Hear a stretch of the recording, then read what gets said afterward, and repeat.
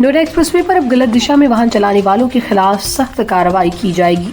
अब यदि कोई व्यक्ति नोएडा एक्सप्रेसवे पर गलत दिशा में वाहन चलाता है तो उसे केवल चालान ही नहीं मिलेगा बल्कि उसके खिलाफ FIR भी दर्ज की जाएगी। ये कदम ट्रैफिक पुलिस की तरफ से उठाया गया है ताकि सड़क सुरक्षा को बढ़ावा दिया जा सके और गलत दिशा में गाड़ी चलाने की आदत को रोका जा सके। नोएडा एक्सप्रेसवे पर गलत दिशा में गाड़ी चलाने को लेकर अब कोई भी कोताही नहीं बरती जाएगी। ट्रैफिक पुलिस के DCP लक्ष्मण यादव ने जानकारी दी है कि ऐसे मामलों में FIR दर्ज की जाएगी और दोषियों के खिलाफ कड़ी कार्रवाई की जाएगी।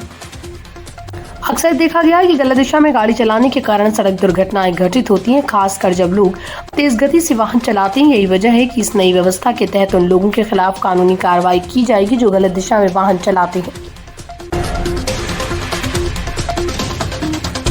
महाराष्ट्र सरकार में इन दिनों हलचल मची हुई जब मुख्यमंत्री देवेंद्र फडणवीस ने मंत्री धनंजय मुंडे से इस्तीफा देने की मांग की। ये स्थिति तब उत्पन्न हुई जब धनंजय मुंडे के खिलाफ विवादों की झड़ी लगी और उनके नाम को बीड जिले के सरपंच संतोष देशमुख हत्या मामले से जोड़ा गया।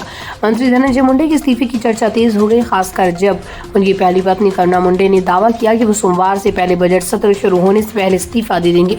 और करुणा मुंडे ने यह भी कहा था कि अजीत पवार ने 2 दिन पहले उनका इस्तीफा लिया था और धनंजय मुंडे को इस्तीफा देने के लिए मजबूर किया। सूत्रों के मुताबिक मुख्यमंत्री फडणवीस ने भी मंत्री मुंडे से इस्तीफा देने की मांग की है।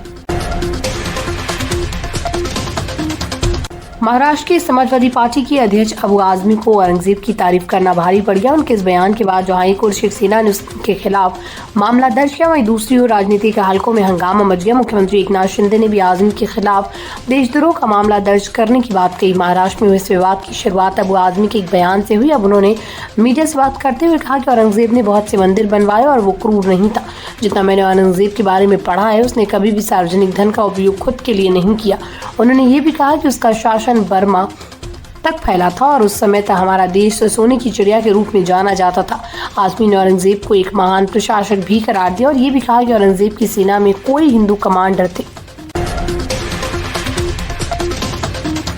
भारत के सबसे लोकप्रिय YouTube कंटेंट क्रिएटर में से एक आशीष चंचलानी ने आखिरकार उस विवाद पर अपनी चुप्पी तोड़ी जिसमें वो इंडियाज गॉट लेटेंट शो के दौरान शामिल हुए। इस विवाद के बाद आशीष चंचलानी सोशल मीडिया से गायब हो गए थे। अब लगभग 15 दिनों के बाद उन्होंने एक भावुक वीडियो शेयर किया जिसमें उन्होंने अपने प्रशंसकों से प्रार्थना करने और उनका समर्थन करने की अपील की। आशीष चंचलानी ने अपने इंस्टाग्राम पर एक वीडियो शेयर करते हुए कहा, मैंने आपके सभी मैसेज पढ़े और मुझे बहुत अच्छी तरह से पता है कि बाहर क्या हो रहा है। शुरू में मैंने सोचा था कि इंस्टाग्राम स्टोरी के जरिए आपसे बात करूंगा, लेकिन अब मैं ये वीडियो बना रहा हूँ। लेकिन फिर भी मुझे समझ में नहीं आ रहा है कि इस वीडियो में मुझे क्या कहना चाहिए, लेकिन मैं जानता हूँ कि हम इस स्थिति का सामना करेंगे। हम इस कठिन समय को पार करेंगे और उससे कुछ नया सीखेंगे। 2025 की चैंपियंस ट्रॉफी में भारत और ऑस्ट्रेलिया के बीच सेमीफाइनल मैच आज दुबई इंटरनेशनल क्रिकेट स्टेडियम में खेला जाएगा। इस मैच को लेकर भारतीय प्रशंसकों के दिल की धड़कनें बढ़ी हुई हैं क्योंकि ये मैच भारत के लिए एक महत्वपूर्ण पड़ाव साबित हो सकता है। लेकिन इस बार कई संयोग है जो भारतीय टीम के लिए खतरे की घंटी साबित हो सकते हैं, क्योंकि पिछली बार जब भी संयोग बने थे भारत को हार का सामना करना पड़ा। इस बार चैंपियंस ट्रॉफी के सेमीफाइनल में 4 टीमें भारत, ऑस्ट्रेलिया, साउथ अफ्रीका और न्यूजीलैंड जगह बना चुकी हैं। हालांकि इन 4 टीमों के बीच 2015 वर्ल्ड कप के दौरान भी सेमीफाइनल मुकाबले हुए और 10 संयोग और है जो इस बार भी सामने आ रहे हैं और इन्हें भारतीय टीम के खिलाफ माना जा रहा है। उत्तर प्रदेश में लाउड स्पीकर को लेकर चल रहे विवाद ने एक नया मोड़ लिया है। बहुजन समाज पार्टी की प्रमुख मायावती ने इस मुद्दे पर तीखा हमला बोलते हुए बीजेपी सरकारों पर सवाल उठाए हैं। मायावती ने आरोप लगाया कि भारतीय जनता पार्टी की सरकारें मुसलमानों के साथ सौतेला व्यवहार कर रही हैं और धार्मिक मामलों में पक्षपाती रवैया अपनाया जा रहा है। उत्तर प्रदेश में मुख्यमंत्री योगी आदित्यनाथ के निर्देश पर मस्जिदों से लाउड स्पीकर हटाए जाने की कार्रवाई पर राजनीतिक बहस तेज हो गई। इस मुद्दे पर मायावती ने सोशल मीडिया पर एक पोस्ट लिखते हुए बीजेपी सरकार की आलोचना की। उन्होंने कहा कि भारत एक धर्मनिरपेक्ष देश है जो सभी धर्मों का सम्मान करता है। ऐसे में केंद्र और राज्य सरकारों को सभी धर्मों के अनुयायियों के प्रति समान व्यवहार करना चाहिए।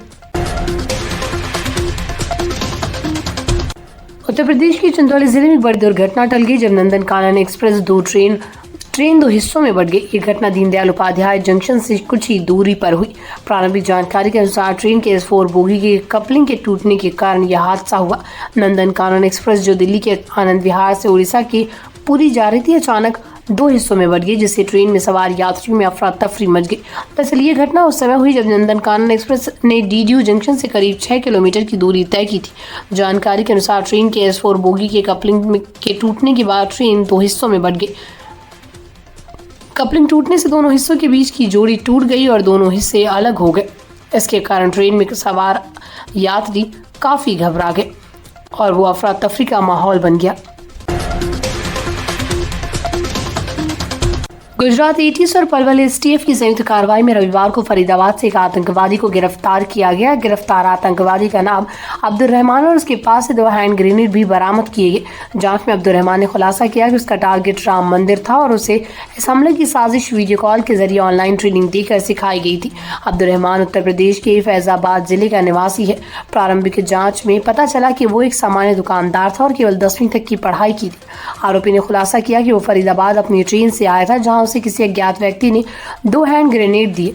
इसके बाद उसे फरीदाबाद में ही ठहरने को कहा गया। जांच में ये भी सामने आया कि अब्दुल रहमान को आतंकी गतिविधियों के लिए प्रशिक्षण ऑनलाइन दिया जाता था और वो वीडियो कॉल के माध्यम से ही ट्रेनिंग लेता था। बॉलीवुड में शादी, तलाक और अफेयर की कहानियां तो अक्सर सुनने को मिलती है, लेकिन फिल्म इंडस्ट्री में ऐसी कोई बातें हैं जिन्हें लोग छुपाते हैं। वो डरते हैं कि अगर ये चीज़ बाहर आई तो उनकी इमेज पर असर पड़ेगा, फिर उनके चरित्र पर सवाल उठाए जाएंगे। इस डर से के कारण वो अपने दिल की बात नहीं कह पाते। लेकिन एक एक्ट्रेस ने अपनी एक ऐसी कहानी दुनिया के सामने रखी जिसे सुनकर सब हैरान हो गए। ये एक्ट्रेस कोई और नहीं बल्कि मशहूर अभिनेत्री कुबरा सईद हैं, जिन्होंने अपनी किताब ओपन बुक में इस दर्दनाक अनुभव को शेयर किया। उन्होंने इस बारे में एक इंटरव्यू में और भी खुलकर बात की। कुबरा ने बताया कि कैसे उन्हें एक नाइट स्टैंड के बाद प्रेगनेंसी के बारे में पता चलने पर अकेले गर्भपात करवाने का फैसला लिया था। भारत और ऑस्ट्रेलिया के बीच 4 मार्च को खेले जाने वाले पहले सेमीफाइनल मैच को लेकर भारतीय क्रिकेट फैंस के बीच जबरदस्त उत्साह है। चैंपियंस ट्रॉफी 2025 में भारत की टीम लगातार 3 मैचों में जीत हासिल करने के बाद सेमीफाइनल में पहुंची। अब भारत को फाइनल में जगह बनाने के लिए ऑस्ट्रेलिया को हराना होगा और इसके लिए कप्तान रोहित शर्मा की टीम को मजबूत ऑस्ट्रेलियाई टीम से जूझना होगा, जो आसान नहीं होगा। रोहित शर्मा के साथ साथ भारत के महान क्रिकेटर सचिन तेंदुलकर भी इस बार ऑस्ट्रेलिया के खिलाफ मैदान पर उतरेंगे। दिलचस्प बात यह कि भारत और ऑस्ट्रेलिया के बीच चैंपियंस ट्रॉफी 2025 का सेमीफाइनल मैच 4 मार्च को खेला जाएगा और अगले ही दिन यानी 5 मार्च को सचिन तेंदुलकर की टीम इंडिया मास्टर्स का मुकाबला ऑस्ट्रेलिया मास्टर्स से होगा, जिसमें ऑस्ट्रेलिया के दिग्गज क्रिकेटर्स होंगे।